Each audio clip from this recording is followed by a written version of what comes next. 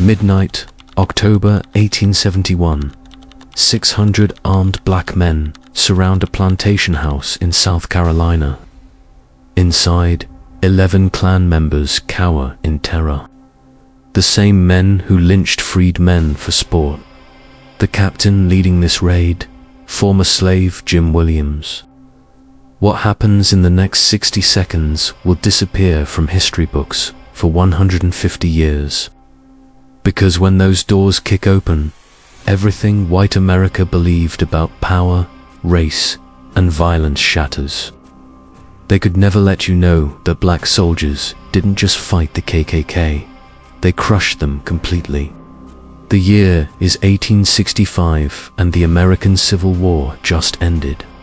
4 million black Americans are declared free. But freedom on paper means nothing when you're surrounded by people who spent generations treating human beings as property. Across the former Confederacy, white supremacists refuse to accept defeat. They cannot enslave black people legally again, so they choose terror instead. In Tennessee, Confederate veterans form a secret society dedicated to restoring white supremacy through violence. They call themselves the Ku Klux Klan, spreading across the South within months like a disease. The Klan's strategy remains brutally simple.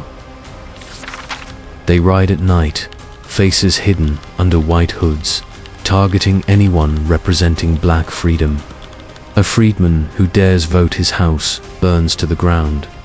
A black political leader speaking for his community dragged from bed, lynched. A black family trying to buy land whipped until agreeing to work for former masters. In South Carolina alone, historians estimate the Klan murders hundreds of black Americans in just 2 years. Local sheriffs look away. State courts refuse prosecution. Black communities have nowhere to turn for protection. But here's the part schools never teach. Black Americans didn't endure this terror passively.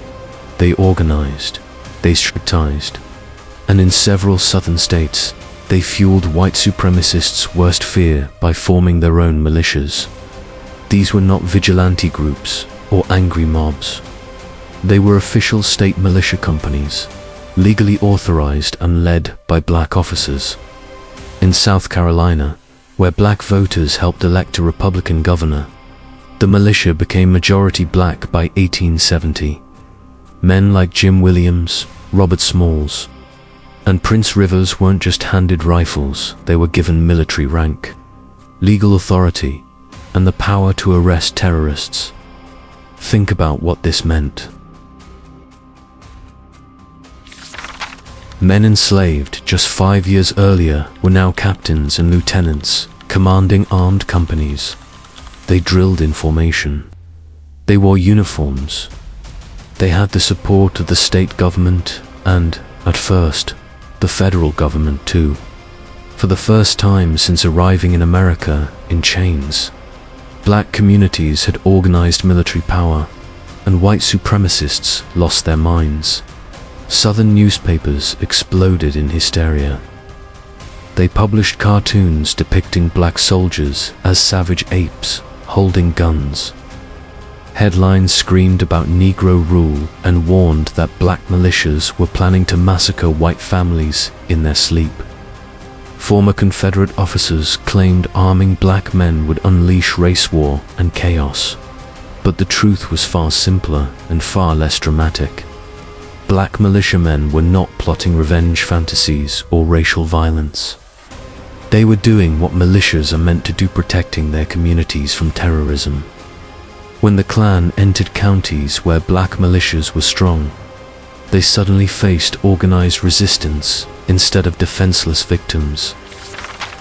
October 1871, York County, South Carolina.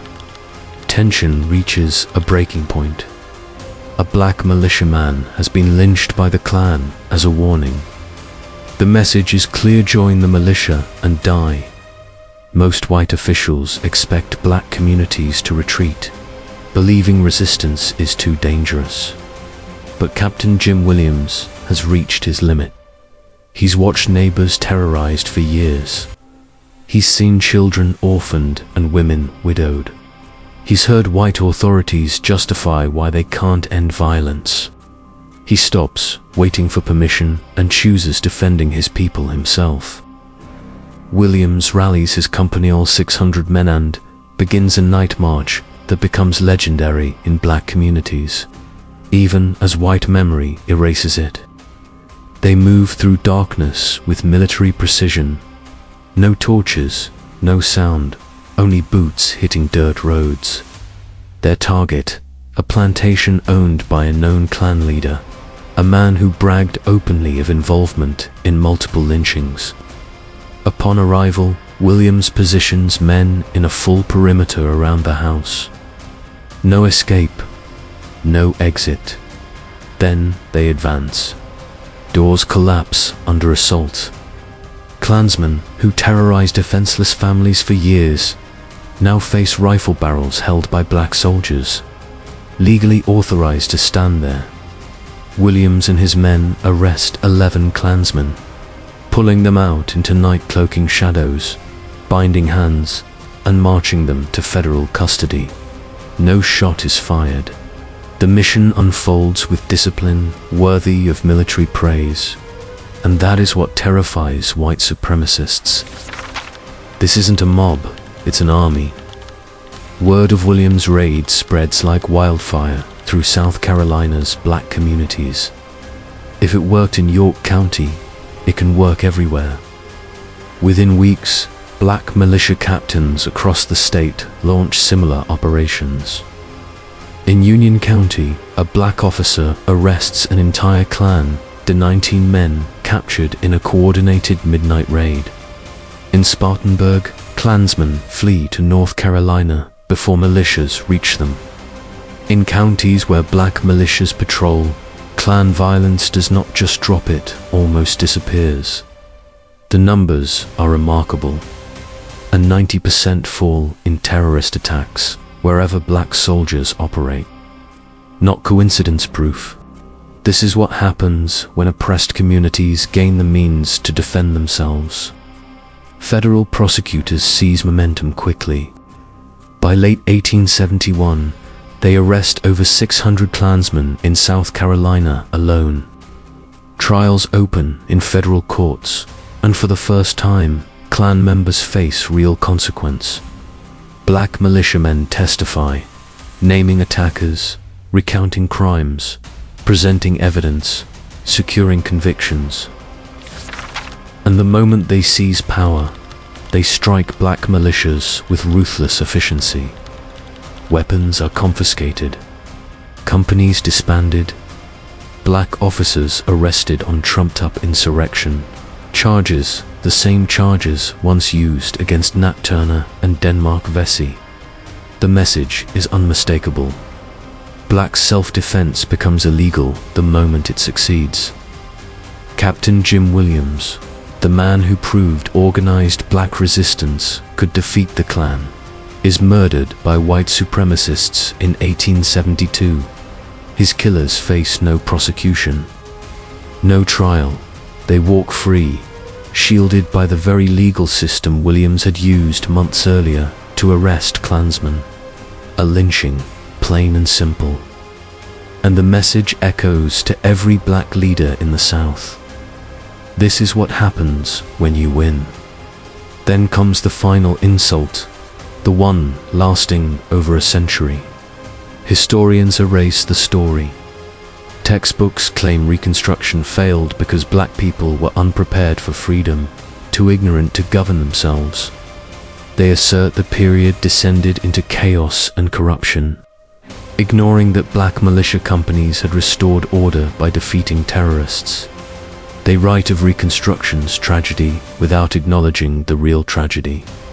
The federal government abandoning black communities to white supremacist violence.